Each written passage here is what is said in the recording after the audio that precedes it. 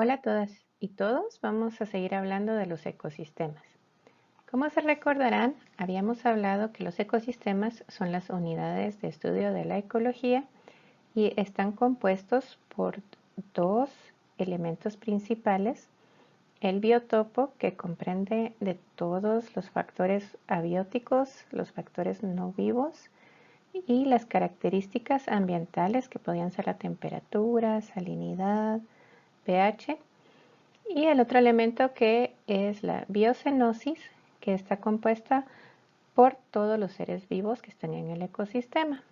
Es otra forma de llamarle a la comunidad o al conjunto de poblaciones de seres vivos que están interactuando en el ecosistema. El tema con el que nos toca continuar es el funcionamiento de los ecosistemas. Los ecosistemas, como ustedes saben, como lo dice la palabra, son sistemas ecológicos compuestos por factores vivos y no vivos, pero son sistemas. Tienen procesos y tienen niveles de funcionamiento. Como con muchos otros sistemas, los ecosistemas tienen como base el flujo de la energía. Y la fuente de energía primaria es la energía solar. La energía solar, ya que entra a la atmósfera y entra a los ecosistemas, puede integrarse a distintos ciclos, y estos ciclos van a permitir que la energía cambie de forma, se convierta en calor o se mantenga como materia orgánica. Pero como ustedes recordarán, la primera ley de la termodinámica, la energía puede cambiar de niveles, cambiar de forma, pero no se destruye. Esa energía siempre va a seguir estando dentro del sistema, a menos que salga de vuelta del planeta, ¿verdad? Pero todo esto es parte del flujo de la energía dentro del ecosistema. Para estudiar la forma en la que la energía se mueve, fluye en los ecosistemas y también la materia, muchas veces se utilizan las llamadas pirámides tróficas o pirámides de niveles del ecosistema, y podemos ver que se puede hacer en función de la cantidad de energía y de la energía que se pierde en el cambio de nivel, o podemos verlo también como la energía que sigue estando en cada nivel. Podemos verlo también como la masa, la biomasa, masa formada por seres vivos que se mantiene en cada nivel, o también como cantidad de individuos vivos. Podemos ver que en la base de la pirámide encontramos la gran mayoría de organismos vivos, que son los organismos productores primarios. Son los organismos que realizan fotosíntesis y de esta forma convierten la energía que está recibiendo el planeta del Sol en energía química, en energía que utilizan ellos mismos, o sea, las plantas, las algas, y que va a servir también para ser la fuente de energía de los que se comen a las plantas. Y estos que se comen a las plantas son el siguiente nivel, llamados consumidores primarios. Si ustedes pueden ver en la imagen, se considera que en ese cambio de nivel solamente se conserva un 10% de la energía que estaba en el nivel inferior, en el nivel de base. Esto significa que los consumidores primarios solamente van a conservar esa cantidad de energía y el resto se va a perder en forma de calor, debido al metabolismo de estos seres vivos. El siguiente nivel son los consumidores secundarios, son depredadores que consumen a su vez a los consumidores primarios, y en este nivel se considera que ya solamente queda un 1% de la energía original y el resto se pierde como calor. Y en el caso de los consumidores terciarios, que ocuparían el nivel más alto de nuestra pirámide, o sea, son los que podemos considerar los que están en el tope de la cadena alimenticia son los depredadores que no tienen depredadores, y en este nivel ya solo encontramos el 0.1% de la energía original. Y más o menos estas mismas proporciones las podemos encontrar cuando hablamos de biomasa, cuando hablamos también de número de individuos. Si ustedes se fijan, si en cualquier ecosistema las plantas van a ser la base, vamos a encontrar una gran cantidad de plantas o de algas, si fuera por ejemplo un ecosistema marino. Y en el nivel de consumidores primarios vamos a encontrar los animales que son más numerosos. Los herbívoros siempre son mucho más numerosos que el siguiente nivel, que serían ya los carnívoros que los consumen. Y todavía en el nivel más alto, donde están los depredadores que no tienen ya depredadores, es donde encontramos los animales que son menos numerosos. Al final su costo energético es mucho mayor y por eso no pueden ser tantos como otros tipos de organismos. Aquí podemos ver otro ejemplo de niveles tróficos en el ecosistema y vemos que en la base, en este caso, se encuentran los descomponedores.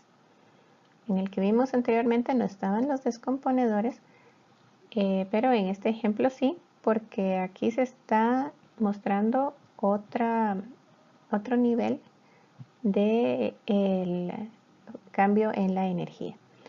O sea, ¿qué pasa con los animales que se mueren? Pues vuelven al suelo, pero para que se conviertan en nutrientes que pueden volver a ser aprovechados por los consumidores primarios, primero tienen que descomponerse en elementos que las plantas pueden aprovechar, y ahí es donde entran a trabajar las bacterias, los hongos, muchos organismos descomponedores que hacen ese trabajo.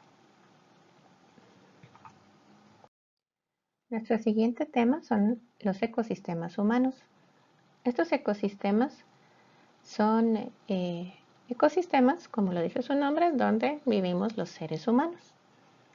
Si ustedes buscan una definición, probablemente van a encontrar una parecida a esta, donde dice que son sistemas cibernéticos complejos que utilizan algunos estudiosos, como los antropólogos, ecológicos y otros académicos, para estudiar los aspectos ecológicos de las comunidades humanas, de forma que se integren factores económicos, sociopolíticos, psicológicos y físicos en relación al ambiente. Y vale la pena mostrar que esta es una definición. Sin embargo, aquí cuando hablan de comunidades humanas estarían hablando de poblaciones humanas si habláramos en términos ecológicos, porque todos los humanos somos la misma especie.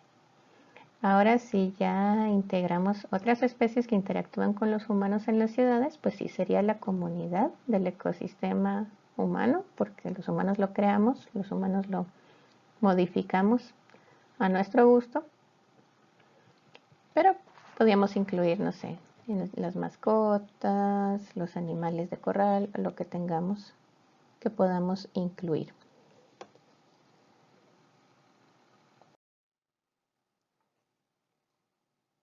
Y había puesto un asterisco acá en donde dice cibernética, porque cibernética nos suena como a robots, ¿verdad? Como a robots que parecen humanos, o humanos modificados o alguna cosa así. Pues hay un poco de coincidencia en el fundamento filosófico, sin embargo, si ustedes buscan el término cibernética, van a encontrar también diferentes definiciones, ¿verdad? Acá tenemos unas como el estudio científico del control y comunicación en el animal y la máquina. Otro que dice el estudio de cómo humanos, animales y máquinas se comunican entre sí. Entonces, por ejemplo, en la ciencia ficción y en otras áreas se ha usado la cibernética para ejemplificar sistemas artificiales, como podría ser un androide, un robot que tenga partes biológicas y sea una mezcla entre algo vivo y una maquinaria. Pues podemos pensar un poco en esa idea también, pensando en los ecosistemas humanos. Tenemos maquinaria, tenemos edificios, tenemos cosas que llamamos artificiales, que los humanos ya creamos nosotros, y las estamos combinando con elementos naturales, elementos que nosotros no creamos, solo en todo caso utilizamos. Cuando hablamos entonces de ecosistemas humanos, decimos que tienen tres conceptos organizacionales. Una unidad de entorno humano, que es un individuo o grupo de individuos, ambiente, interacciones y transacciones entre los componentes. El ambiente como tal incluye tres ambientes conceptualmente distintos pero interrelacionados: el natural, el construido por el ser humano, o el de comportamiento humano. Estos distintos ambientes proveen los recursos y condiciones necesarias para la vida y constituyen un sistema de soporte para la vida humana. O sea, acá lo que vemos es que estos ecosistemas son los que los humanos hemos modificado para poder mantener nuestro estilo de vida. No sería solamente ciudades, sino pueden ser también los sistemas agrícolas o los lugares que hemos creado para recreación. Todo lo que los humanos hayamos modificado y estemos de alguna forma aprovechando recursos naturales, pero de una forma que ya no era la que existiría si nosotros no la hubiéramos modificado. En pocas palabras, entonces, un ecosistema humano es aquel que ha sido modificado por los seres humanos. Es también el ambiente en el que interactúa con otros seres humanos y otros organismos.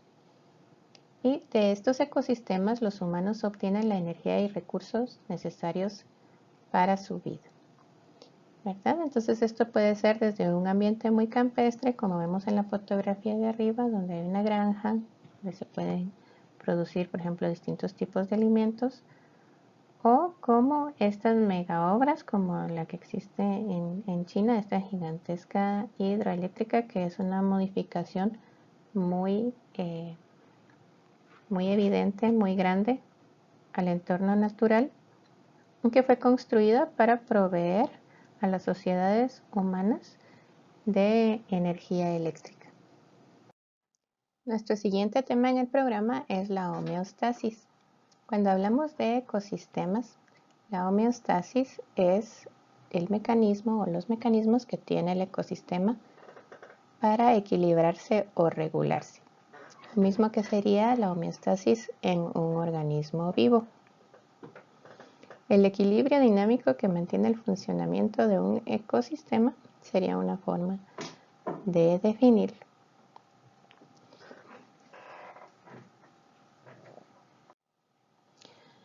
Hay que tener en cuenta que la idea de un ecosistema intocable, un ecosistema en un equilibrio perfecto que no cambie, no es una idea muy aceptada en el estudio de la ecología en la actualidad.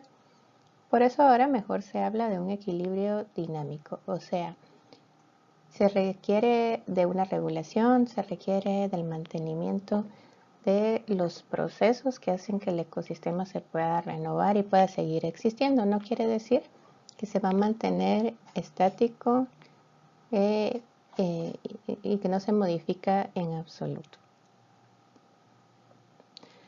La homeostasis ecológica entonces se produce mediante las relaciones entre las comunidades naturales y su medio. Cuando este equilibrio se rompe, el ecosistema se altera y pierde su capacidad de autorregenerarse. ¿Sí? Entonces esto sería lo que haría que el ecosistema salga del equilibrio. El equilibrio quiere decir que el ecosistema puede seguir existiendo, aunque cambie, aunque sufra ciclos y tenga que estarse renovando constantemente. Mientras pueda hacerlo, la homeostasis está funcionando. Cuando mayor es la madurez de un ecosistema, mayor será también su resiliencia. La resiliencia es la capacidad de recuperarse de una perturbación o de un daño. Como ven ustedes, un ecosistema puede haber sufrido una perturbación seria, sin embargo, si tiene suficientes recursos para hacerlo, se va a poder recuperar y probablemente no tarde tanto en volver a un funcionamiento normal. Cuando algún factor ecológico, por ejemplo, un desastre natural o la intervención humana, actúa negativamente sobre un ecosistema, presiona de manera selectiva a las comunidades. Esto hace que se pierda el balance que existe en el medio ambiente y a eso nos referiríamos como un desequilibrio ecológico. Entonces, los factores que pueden hacer que un ecosistema sufra una perturbación o alteración pueden ser naturales o también pueden ser producidos por el ser humano. Entre los naturales encontramos, por ejemplo, las inundaciones, los incendios, las sequías, terremotos, tormentas o también las olas de calor o olas de frío. Todos estos procesos van a afectar a los ecosistemas, como estábamos hablando, afectando mucho más a unas comunidades que a otras, pero en general haciendo que el ecosistema salga de equilibrio. Los factores llamados antrópicos son los que son provocados por los seres humanos. Y estos pueden ser, por ejemplo, sobreexplotación de los recursos, la deforestación, la contaminación, el efecto de invernadero, no el natural, sino el empeorado por las actividades humanas, la lluvia ácida y la destrucción de la capa de ozono, entre otros. ¿Habrán acciones del ser humano que contribuyan al mantenimiento de la homeostasis de los ecosistemas? Pues sí, los humanos, así como somos de creativos para producir formas que afectan negativamente a los ecosistemas, también podríamos usar esa misma creatividad para buscar alternativas. ¿Qué creen ustedes? Nuestros siguientes temas tratan sobre la forma en la que los ecosistemas cambian en el tiempo y cómo esto produce una estructura dentro de los mismos bosques que se puede describir caracterizando las diferentes formas de la vegetación en nuestro ecosistema. La primera es la sucesión, que ustedes tal vez van a encontrar también como evolución de los ecosistemas. Esta es una forma coloquial de decirle porque se refiere a cómo los ecosistemas cambian en el tiempo. Sin embargo, la forma correcta de llamarla es sucesión vegetal. Esto se refiere a cómo de donde no existía ninguna vegetación, ninguna vida, los seres vivos pueden ir colonizando el área, modificándola y cómo a lo largo del tiempo la inclusión de nuevos organismos, nuevas plantas en el ecosistema van a ir cambiando la apariencia y otras características de nuestro ecosistema. Por ejemplo, en este ejemplo vemos en la etapa más temprana podrían estar solamente rocas. Los líquenes, que son los primeros descomponedores, podrían comenzar a romper las rocas, a formar suelo, donde ya pueden crecer los musgos. Más adelante los musgos ayudan a formar más suelo, donde ya pueden vivir las gramas. Y más adelante podemos observar que encontramos ya otros tipos de hierbas, arbustos, árboles pequeños, hasta esta última etapa donde encontramos a nuestro bosque completamente maduro en su etapa de desarrollo máxima, a la que normalmente se le llama clímax y significa que es el punto máximo de madurez en el que el ecosistema va a ser más estable y así se va a mantener a lo largo del tiempo.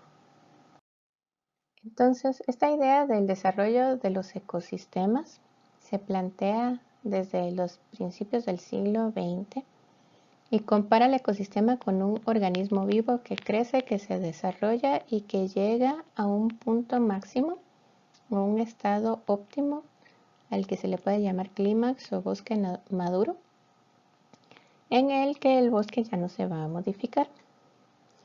Esta idea de superorganismo que llega a alcanzar un estado óptimo ideal y que no cambia, realmente han sido ya debatidas desde hace mucho tiempo, sobre todo desde que comenzó a haber más estudios en las zonas tropicales y se vio que los ecosistemas pueden ser muy dinámicos. En el trópico es lo normal que hayan perturbaciones como huracanes, inundaciones, es normal que los árboles en un bosque se caigan y den lugar a que haya mezcla de diferentes estados de desarrollo dentro de un mismo ecosistema.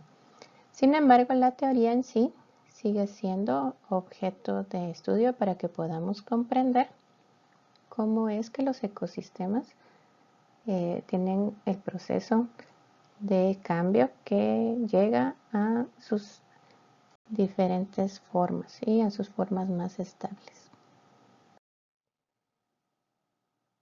La sucesión ecológica entonces consiste en una serie de etapas por las que pasa un ecosistema hasta convertirse en un bosque maduro. Aquí, si ven ustedes en el nivel inicial, dice matorral ralo con herbáceas, tomillos y cantuesos. Y este sistema va creciendo, teniendo hierbas más grandes, arbustos más tupidos y finalmente encontramos el bosque maduro. Cuando ocurre un proceso que hace que un bosque que se consideraba bosque maduro regrese a una apariencia como de etapas anteriores de sucesión, se le llama regresión. Se asumen dos cosas entonces. Una es que en el tiempo las diferentes etapas van a ir presentando diferentes especies. A eso se refiere donde diga que las comunidades van siendo sustituidas.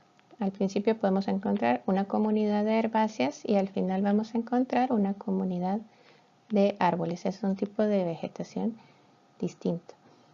Y la otra cosa que se asume es que el nivel de complejidad también va a ir aumentando. O sea, vamos a encontrar diferentes tipos de vegetación, diferentes sistemas ocurriendo ahí en el bosque conforme avanza el tiempo y este bosque se va convirtiendo en un bosque más maduro. Vamos a ver entonces en qué consiste cada etapa. La sucesión primaria es la que comienza en un hábitat totalmente inhóspito donde no hay suelo y no hay banco de semillas. O sea, antes no había existido vida o quedó borrada por completo. Como por ejemplo, después de una erupción volcánica donde todo quedó cubierto de lava y ahí no hay nada vivo. Aquí, cuando decimos sin suelo, no quiere decir que no hay tierra, porque pues hay minerales, pero no hay un suelo donde pueda ocurrir que crezcan plantas, donde haya microorganismos, donde haya todas las condiciones necesarias para que se desarrolle un ecosistema. Y el banco de semillas son todas las semillas que podrían encontrarse en el suelo que cuando se den las condiciones ambientales adecuadas podrían brotar y comenzar a formar una comunidad vegetal. Pues en la sucesión primaria, en un principio no existe nada de esto. La sucesión secundaria es la que ocurre cuando ya hay condiciones para que pueda existir una comunidad vegetal. O sea, ya tiene que haber pasado la sucesión primaria, donde llegaron organismos como líquenes, musgos, que lograron establecerse en las áreas que son inhóspitas, Son muy pocos los organismos capaces de hacer esto y hayan formado una cantidad de suelo, de materia orgánica que permita que las semillas que lleguen ahí puedan crecer. Cuando ocurren algunos fenómenos como un incendio o una inundación, puede ser que se vea como que el bosque quedó completamente destruido. Sin embargo, lo que va a pasar ahí es que va a quedar un banco de semillas, como ven ustedes acá en esta ilustración. Acá en el 2 hubo un incendio, en el 3 ya se ve como que no quedó ningún árbol y al final quedó solo el suelo. Sin embargo, este suelo no quedó totalmente destruido, todavía hay semillas ahí que podrían germinar. Entonces, en relativamente poco tiempo, la comunidad vegetal puede comenzar a recuperarse y va a tardar mucho menos tiempo que si hubiera tenido que ocurrir una sucesión primaria. Un ecosistema maduro, en cambio, es cuando la vegetación ya tiene la apariencia que esperaríamos encontrar en ese ecosistema. Esta apariencia puede ser muy distinta. Por ejemplo, en un desierto podríamos pensar que, porque se ven muy, pues, sin árboles, la vegetación muy escasa, es que todavía está en una etapa secundaria o muy nueva en el proceso de sucesión. Pero la verdad es que los desiertos así son, así es como van a estar y es su forma más estable. Entonces lo mismo pasa con, por ejemplo, los ecosistemas marinos. Ahí vamos a ver que un arrecife de coral tiene todos sus componentes, tiene muchos corales y esa es su forma más estable. O en un pastizal como este que observamos acá, podría parecer que no hay nada, solo gramas, pero de hecho esa es la forma real, madura del ecosistema. El proceso de sucesión ecológica o sucesión vegetal no solamente ocurre en el tiempo, o sea, a lo largo del tiempo, sino también en el espacio. En muchos casos vamos a poder observar en un mismo lugar las distintas etapas de sucesión vegetal y a esto le llamamos un gradiente de estabilidad del ecosistema. Esto ocurre, por ejemplo, cuando observamos las orillas o los bordes de los bosques, las partes que están más cercanas, por ejemplo, donde hay actividades humanas. Lo más probable es que vamos a encontrar unas áreas que no son bosque completamente, pero ya existe un poco de vegetación silvestre y podemos observar que es precisamente de lo que estamos hablando. Es unas etapas más tempranas de bosque que fueron forzadas por la perturbación, que podría ser, por ejemplo, que llegaron personas y cortaron los árboles. Además de poder observar en un ecosistema las distintas etapas de sucesión vegetal, normalmente podemos observar o podemos identificar distintos estratos. Es como decir distintos pisos dentro del ecosistema. Esto también se podría ver como una serie de capas organizadas generalmente en sentido vertical, aunque podría ser horizontalmente también, pero típicamente es vertical. Por ejemplo, en un bosque como el de la foto es un bosque muy maduro y podemos ver que desde el suelo hay un primer nivel donde están las plantas muy pequeñas, los musgos, las plantas asociadas a las rocas. Tenemos otro nivel donde hay arbustos, donde hay plantas pequeñas y tenemos niveles más altos compuestos por las copas de los árboles más altos y tenemos las plantas que están encima de los árboles también. Entonces, en las comunidades vegetales, cada estrato corresponde a distintas alturas a las que las plantas pueden crecer. Básicamente, esto es lo que las determina. Cada capa o cada estrato está habitado por diferentes comunidades de plantas, animales y de otros organismos. En esta imagen podemos ver una representación de los distintos pisos o estratos dentro de un bosque y vemos que están determinados por distintas alturas. Lo que crezca hasta menos de 5 metros, lo que crezca hasta 17 metros, lo que crece hasta 29 metros o lo que crece hasta la altura de 38 metros. ¿Qué creen ustedes que podría estar en cada uno de estos pisos? ¿Qué organismos vivos, no solo plantas, podrían ser animales también, creen que encontraríamos en cada uno de estos niveles? Vamos a ir viendo los estratos desde los más altos hasta los más cercanos al suelo. El estrato arbóreo es el estrato más alto, puede llegar a unos 45 metros de altura y consiste básicamente en la copa de los árboles. En este estrato es muy importante porque determina muchas condiciones ambientales que van a haber en todo el bosque. Es lo que define qué tanta luz, qué tanta lluvia llega a los niveles inferiores. Este estrato tiene dos partes, una que se llama dosel, formada por las copas de los árboles más altos, y sotobosque, que es la capa formada de las copas menos altas. Sin embargo, son más altas que los arbustos. O sea, dentro de este mismo estrato podemos encontrar divisiones. El estrato arbustivo, en cambio, consiste en la vegetación mucho más pequeña, la que puede llegar a alcanzar hasta 5 metros de estatura y es básicamente árboles jóvenes y arbustos. Ahí encontramos una alta abundancia de especies de plantas que toleran la sombra. Eso quiere decir que aunque la parte del dosel que no deja pasar mucha luz esté haciendo que el bosque sea relativamente oscuro, estas plantas pueden soportar y crecer bien en esas condiciones. En este estrato es que podemos encontrar muchas veces que las aves construyen sus nidos